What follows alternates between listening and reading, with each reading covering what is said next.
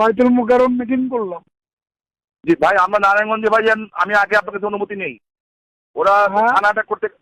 থানা অ্যাটাক করতে গেছিল, পুলিশ কিছু করতে পারতেছিল না, সাহায্য চাইছে, আমাকে হাতে অস্ত্র নিতে হয়েছে। আমি কিন্তু এখন আর যে অস্ত্র ছাড়া মুভ করা যাচ্ছে না। আমরা এখন দৌড়ায় পানির নামেছি সব পুলিশে, দুইটায় ঠিক ধরছি, আছে। এখন যাচ্ছি সিদ্ধিগঞ্জে। আর সজল আচ্ছা। মোল্লা ওদের সাথে আলাপ করছি যে তোমরা আমাকে সাপোর্ট দাও, আমরা চিটাং রোড খালি করতেছি। মানে আপনার কাছে বলে দিলাম, আপনি নেত্রীর কাছে বলে দিবেন অস্ত্র হাতে ছবি আছে যাতে রাগ না করে। ঠিক আছে। এখানে আর কোনো উপায় নেই ভাইজান।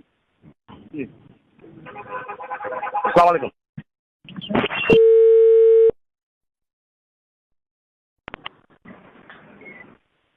স্বামী জি, আসসালামু আলাইকুম। কি অবস্থা? অবস্থা ভাই মানে মানে আমাদের নারায়ণগঞ্জে যেটা বর্তমান অবস্থা, প্রশাসন কেউ আছে বলে মনে হচ্ছে না। হ্যাঁ? তো প্রশাসন কেউ আছে বলে মনে হচ্ছে না আর কি, নারায়ণগঞ্জের যে বাস্তব অবস্থা যেটা আপনাকে বললাম। পরে আমি না পেরে স্বরাষ্ট্রমন্ত্রীকে ফোন করলাম, এসিসিবি চিফকে ফোন করলাম। ওই অস্ত্রাগার লুট করতে গেছিল যে রাইফেল ক্লাবের, তারপরে আগুন দিছে, বাট নোবডি গো দেয়ার। পরে আমাদের